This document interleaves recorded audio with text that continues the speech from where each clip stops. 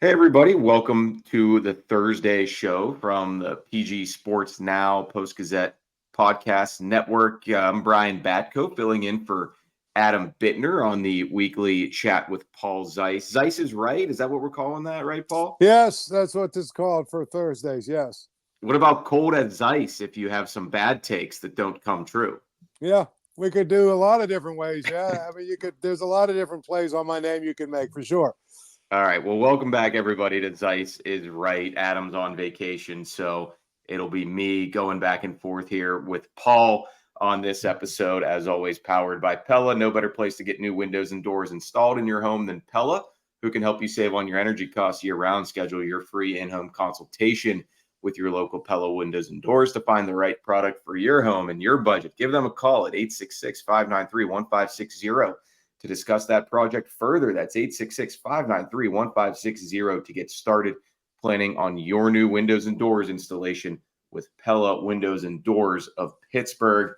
Paul, we'll lead with the Steelers quarterback drama. It's all the rage right now here in Pittsburgh. And, again on Wednesday, Mike Tomlin, was behind the podium with us beat writers down at the UPMC Rooney Sports Complex on the South Side. Just given the nature of everything, I think a collective decision was made to have him come out there, see if he was going to offer any clarity on Russell Wilson, Justin Fields, even though it was an NFL Network report that Russell Wilson's going to start.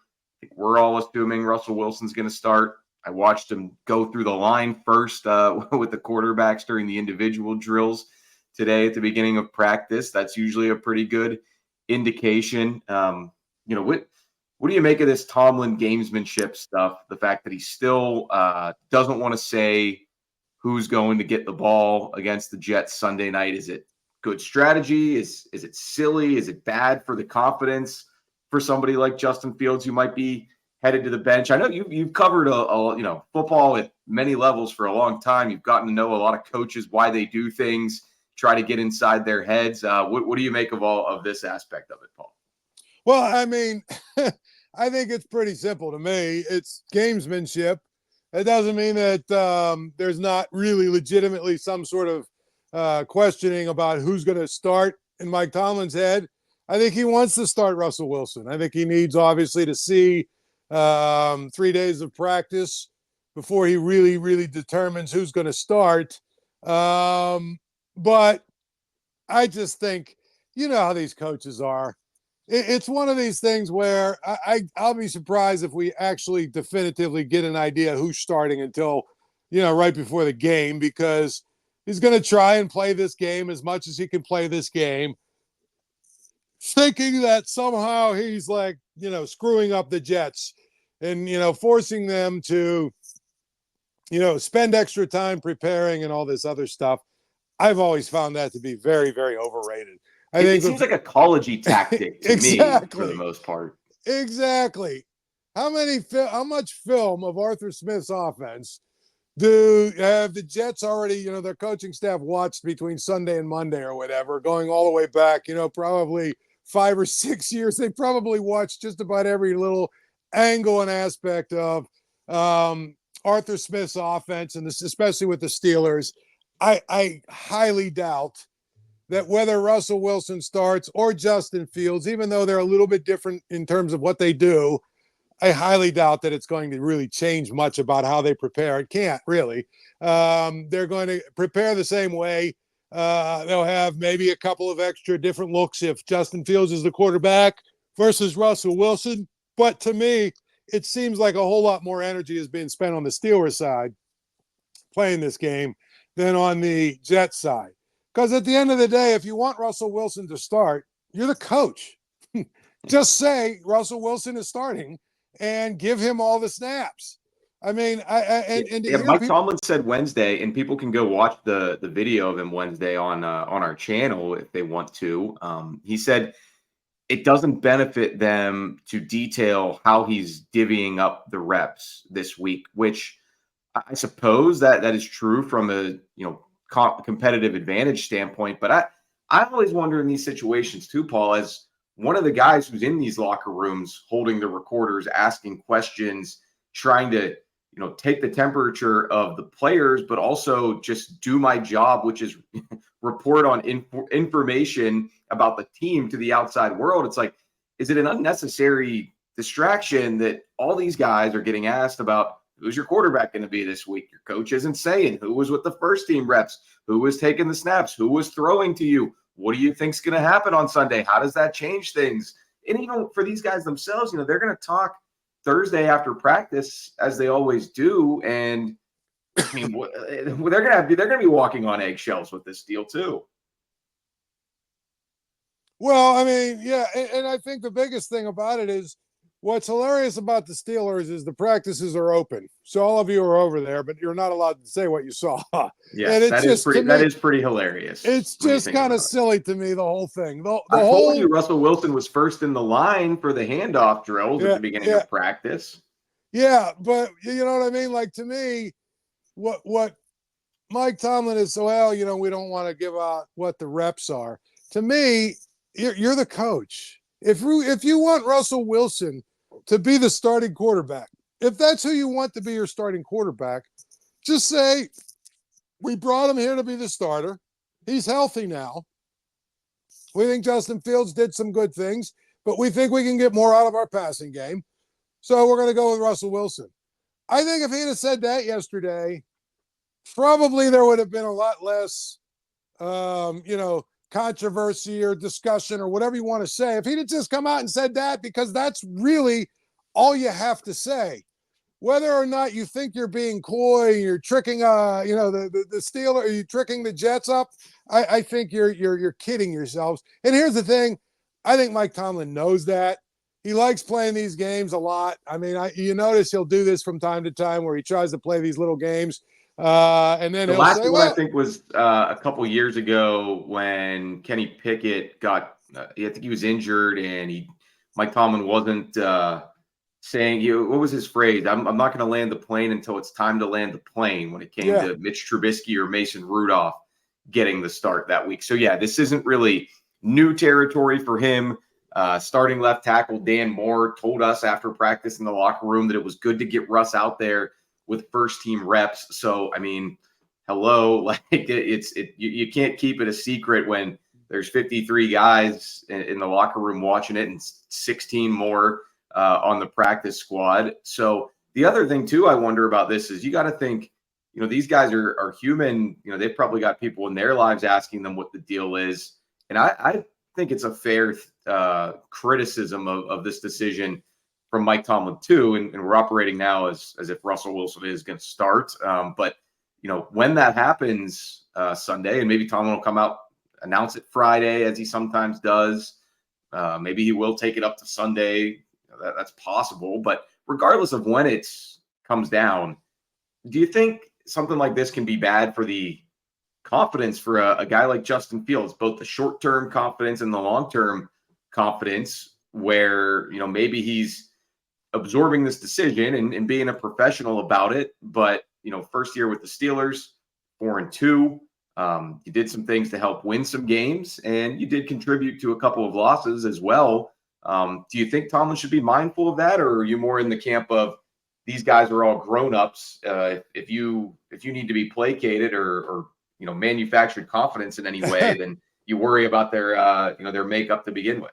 Well, I mean, you're an NFL quarterback, so I mean, this isn't junior high. This isn't, this isn't even varsity football, where you've got young kids that are sophomores trying to make their way, and you take them out of the lineup and you're worried about their confidence. It's the NFL. I mean, they all know it's a business. They all know that you have to be ready to play when your number is called. And sometimes, even if you're ready to play, you might lose your spot for, a few weeks, depending on what happens. And so I've never been one that bought the whole, oh, well, you're going to have, kill his confidence. People said that about Kenny. Oh, well, they killed his confidence. Listen, if you're an NFL quarterback, you shouldn't need these artificial, confidence boosters and things of the such. Go out there and play, do your job. And when you're good, you're good enough. And when you're not good enough, then you know what? Someone else is going to do your job for you. So I would say basically when you look at this thing, okay, if Justin Fields gets benched or whatever we want to call this, whatever's going on right now, if he is not playing and you're now all of a sudden you're going to play Russell Wilson, and Russell Wilson plays and they play him, the Jets and the Giants game, and it's not very good, and you go back to Justin Fields. Well, if Justin Fields isn't ready to play at that point, then he's not an NFL quarterback anyway. He's not your guy. He's not the guy you're going to tie the rest of your future to. If he sits down for a couple of weeks, waits his time and bides his time, and then he gets his shot again and just continues to build on what he's done. To me, I think at that point, now you might know that, hey, we really do got to, have our guys. So I just think that in the NFL, just like in any other professional league, some of the stuff that we assign to maybe colleges and and even high schools and stuff, it just doesn't fly with me. It never does. I mean, you're getting the best of the best of the best of the best is in the NFL. No matter, regardless of what you think of these guys, if you're in the NFL, you're really, really good at playing football. And as such, you're getting paid handsomely to play football. So if something like this, even though it's a business, something like this is going to be a setback for you, then you're not the quarterback of the future anyway. That's the way I look at it. Yeah, I just think in this case, because it's not sort of a clear-cut benching, and you could argue that it shouldn't have been last year, that it wasn't last year either with Kenny Pickett. It was much more about Mason Rudolph taking the opportunity and running with it and sort of leaving no doubt that they should go back to the guy that lost his job due to injury. In this case, I think it's different because, like I said, Justin Fields might be sitting there and saying, why is this happening to me? And I don't, we'll never necessarily know what Mike Tomlin tells him one-on-one behind closed doors. Maybe there's explanations or ways to get his point across while also being mindful of human nature and emotions and things like that. But I know, from your perspective, Paul, that you don't necessarily think Justin Fields deserves to be benched and might be heading to the number 2 role, just kind of thinking, well, what did I do wrong here? Well, again, right. And that's been my point all week. I mean, before we got started, Fields guy, and I've seen a number of people, on social media comment that, oh, well, you guys are trying to make Justin Fields out to be the second coming and he's the greatest ever. Nobody is saying that. I'm not saying that. I'm not saying he's the greatest player that's ever played. I'm not saying he's their quarterback of the future. What I'm saying is through 6 weeks, I've seen no reason why Justin Fields needs to be benched. That's all I'm saying. I'm saying through 6 weeks, Justin Fields has done everything the Steelers have asked him to do. Everything from, run the offense, don't turn the ball over, give us a chance to win, give our defense a chance to win games in bad situations, make plays with your legs when you need to, right? I mean, he's done everything they've asked him to do. So for those who are, citing his passing stats and everything else. What about some of the missed throws Sunday, Paul, in Vegas? I mean, he missed some throws. There's no question about it. By the same token, he made some big throws for them. He made some big plays for them, and they won. And here's the thing. Yeah, he only had 149 yards or whatever it was passing. But number one, they had 3 short fields that were given to them by 2 by the defense, 1 by the special teams, which that takes away the ability to rack up yards.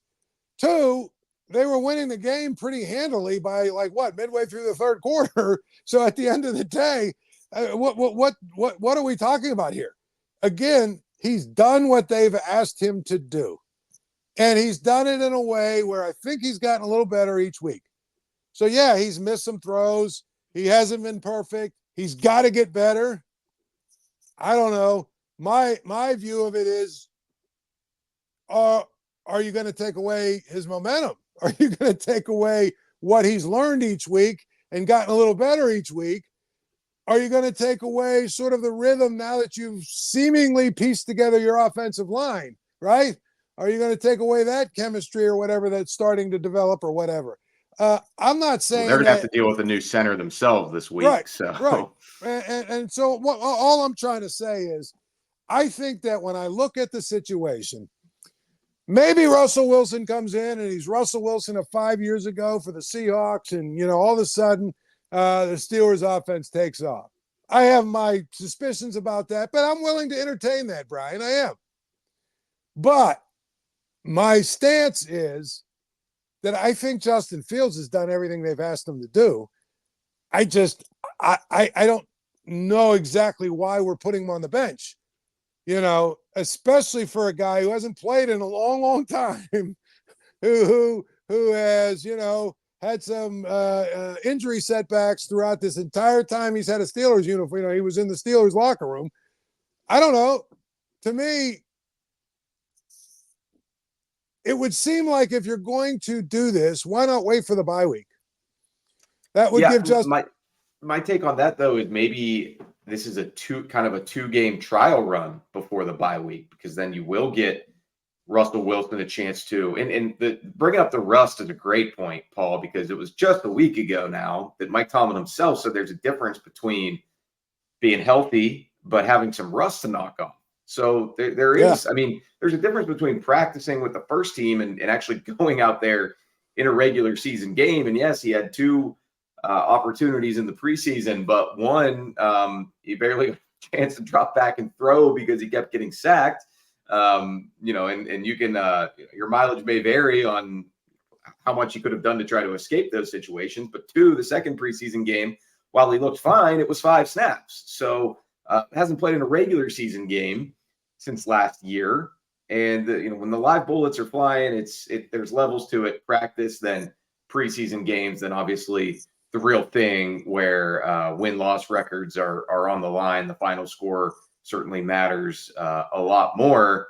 And depending on how these two games go, maybe you get one to knock the rust off for Wilson, a second to really sort of evaluate whether he's, elevating your offense more than Justin Fields did. And if you're like, maybe not, then you're going to go back after the bye week to a Justin Fields, who also has a little bit of rust to knock off if he sits for 2 games plus an open date. So that's why these quarterback decisions are always debated and discussed so much, regardless of the team. It's because it's the most significant position on the field. It's the one that carries the most weight. It's the one that goes the furthest toward determining the success that you're going to have. So you do need to be a little bit careful having an itchy trigger finger at that spot, I think. The other part of it is if you're going to play Russell Wilson, excuse me, here's my thought. If you play Justin Fields and he's not great through a quarter and a half, you can bench him pretty easily. And a lot of people thought they might Sunday in Vegas. Exactly. But now you can really, now you know that this guy's healthy and he's had 3, really good days of practice. We're talking about Russell Wilson. If you start Russell Wilson, you almost have to commit to, listen, could be rusty, could be, whatever. It could be tough sledding early, but we got to stay with him for a while to see if he can pull out of it. And by that point, you might be down 17-0. All I'm saying is I think it's easier to bench Justin Fields than to make the decision you're going to start Russell Wilson, and then you're going to give him, 3 series, and if he doesn't get it done, you're going to bench him? Probably not. I just think, to me, it makes a lot more sense to stick with Justin Fields until it's very clear that you need to make a change. Yeah, maybe one of the considerations there is just, Arthur Smith and company. You're building one type of game plan around Fields throughout the week and a very different one around Russell Wilson, given the gap between their mobility that Mike Tomlin himself even acknowledged Tuesday. But maybe he was being cheeky about that too. Maybe we're going to see Russell Wilson running all over the yard, pitching it with the option like Justin Fields did. So I think we've pretty much hit on the new angles for that topic and that discussion. But definitely check out myself and Chris Carter on Friday mornings, North Shore Drive. Maybe we'll have some more clarity. We'll at least have some quotes from the quarterbacks themselves about that. Where do you want to go down the home stretch here, Paul? You want to talk Penguins? Do you want to talk Pitt, Penn State? What's at the top of your mind here? Well, I think that one other thing I wanted to say about the Steelers that's kind of funny is how many times? No. How many times have we heard Mike Tomlin use the phrase, I just like to mess with you guys sometimes. Yeah. So, and there's some people out there who have dropped this on me at certain things. They've dropped this on me, which I think is kind of hilarious. Well, Mike Tomlin is just sort of worried about the perception, and they brought, if you really believe Mike Tomlin cares what any of us think or anyone out there thinks, and he's worried about perception and things, you have not been paying attention. That's all I'm going to tell you, because Mike Tomlin does not care about any of that stuff. Anyway, we can go to Pitt. I saw Pat Narduzzi, he's on a list for he's one of 27 coaches on a list for Coach of the Year. Well, right now. I mean, again, their over-under was what, 5.5 in Vegas or something like that? 6. I was going to ask you, what do you think of his chances to win such a prestigious award? Obviously, they're going to have to do a lot more than win 6 games, but they can't do anything more than be 6-0 at the moment. Yeah. Well, I mean, they have Syracuse coming up. They should win at home. Obviously, Syracuse is a little different up there, but you should beat Syracuse, but they're better than they've been. I mean, I think that, the guy that they brought in from Georgia has done a really good job for them. Then they go to SMU. That will not be an easy game. I think they also still then play Clemson. And then they're at, get out of here. Or the Georgia Bulldogs? Yeah, the Georgia Bulldogs. Then they're at, they play Clemson. Then they're at Louisville as well. So, they've got some tough games coming up. I think the next 4 or 5 games, if they go 3-1 in those games or something and get to like 9-1, 10, whatever. I mean, yeah, I think he's absolutely in the discussion for Coach of the Year. There's some other guys though. Matt Campbell, obviously at Iowa State. I think they're 6-0 and they're ranked in the top 10. Look, Kurt Cignetti, a guy, basically somewhat of a Pittsburgh guy, Western PA guy at the very least. Yeah. With what's his name? Mike Shanahan is their offensive coordinator. You remember the receiver from Pitt at Indiana. I mean, Kurt Cignetti to get to 6-0 with that team. Now they've got Ohio State, Wisconsin, Michigan. They've got some games coming up probably that will bring them back to earth. But he's done a great job. So, there's a lot of guys halfway through the season who you say, yeah, that guy. And I'll give you another guy, Brian, that I know people will hate me for saying this, but if James Franklin finds a way to beat Ohio State, they're going to go 12-0. I mean, you can say whatever you want to say about it, but look at the rest of their schedule. I think actually they might play at Wisconsin. Maybe that might be interesting. I don't even know if they do that. But my point is, I see Ohio State as the only thing standing between them and 12-0. And if they go 12-0, obviously he's somebody that you have to consider as well. Yeah, they play Wisconsin next in Madison, so things can get tricky there. They've got Washington, but that's at home. So, what did you make of Penn State's close win at USC? Did that tell you more about them as a legitimate contender? Like this could be the year type of win, or are you a little bit more concerned that they needed overtime to get out of the LA Coliseum? Yeah, I mean, they did. Listen, I think when you're on the road in college football and you're playing a decent team, any win is good. So it was a good win for them.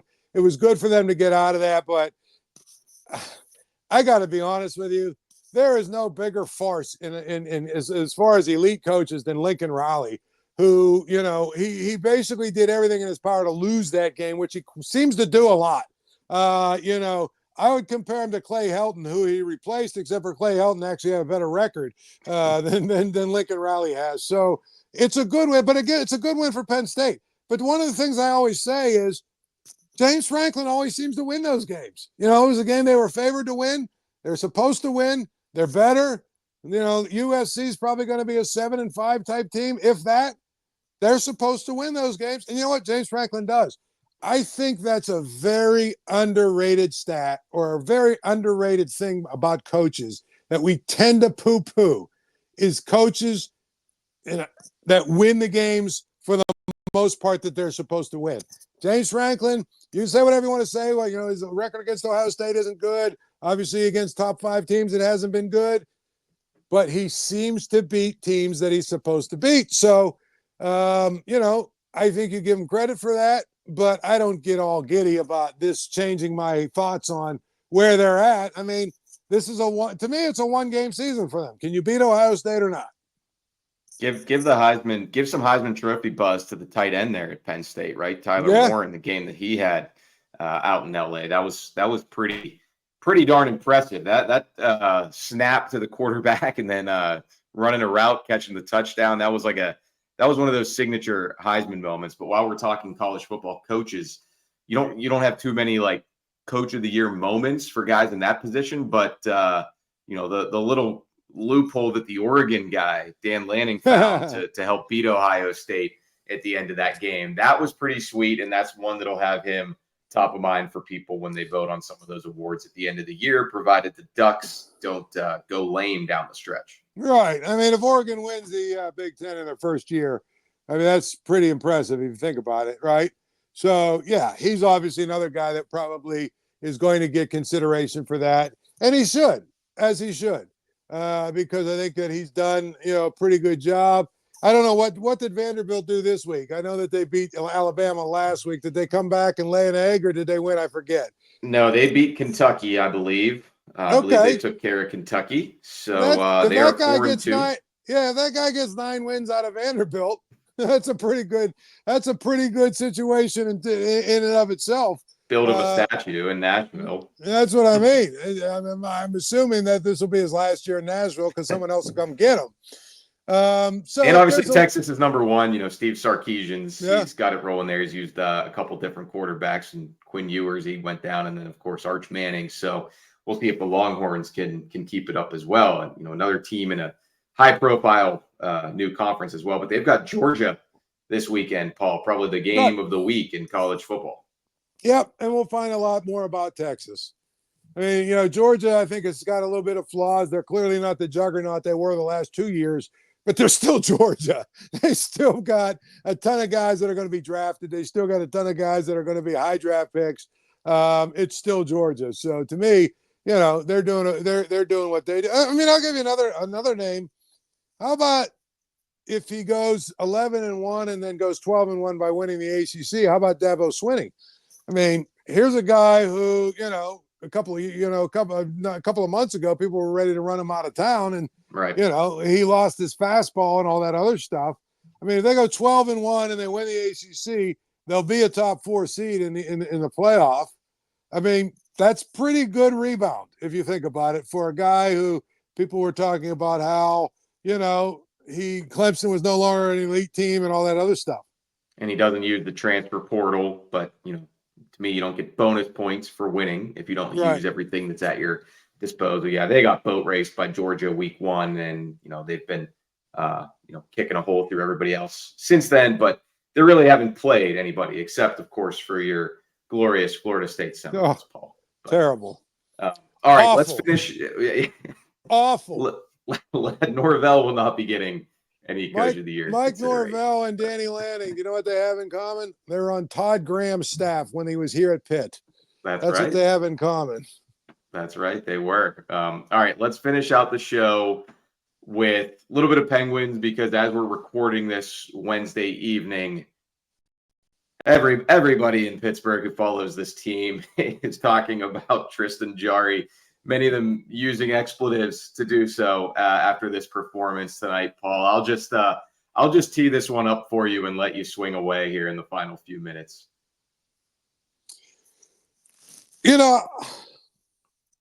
When it comes to the Penguins, Brian, for at least the last 3 years, I could write the same column every single week.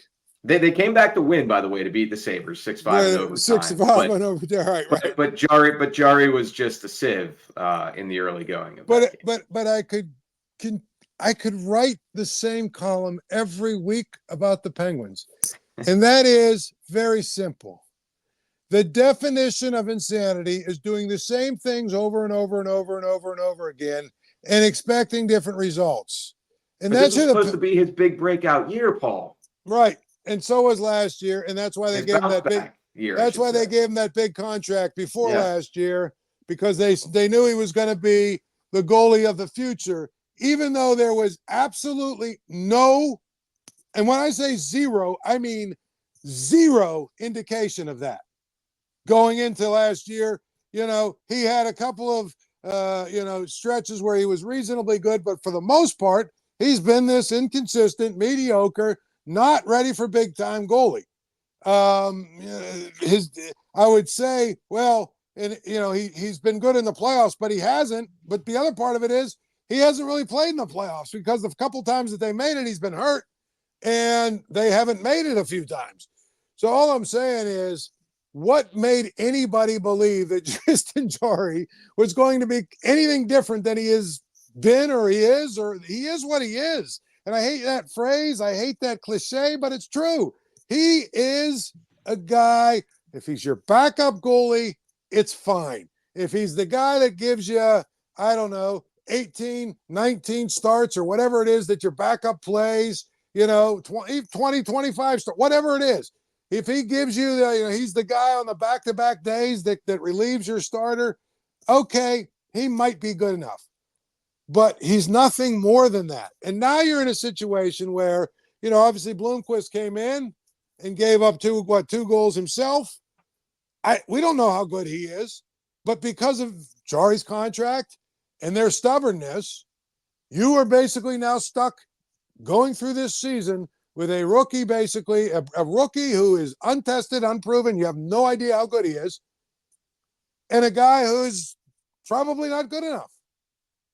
Well, if worst comes to worst, if Blomqvist falls by the wayside as well, perhaps the Penguins can turn to Russell Wilson and see if he is the savior for their season. All right, Paul, anything else you want to add or get to before we wrap this up? We're good, man. I think we hit it all.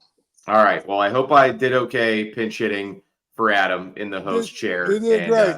Thank you. It's been fun chatting with you and catching up, Paul. Thanks everybody else out there for joining us for another edition of Zeise is Right, your weekly Thursday show here on the Post-Gazette podcast network and YouTube channel.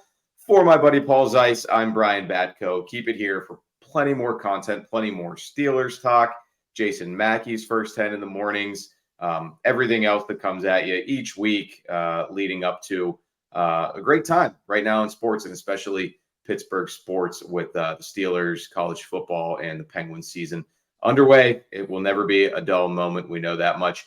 We'll talk to you next time. Appreciate you joining us. Have a great rest of your Thursday. Have a great weekend as well. See you, folks.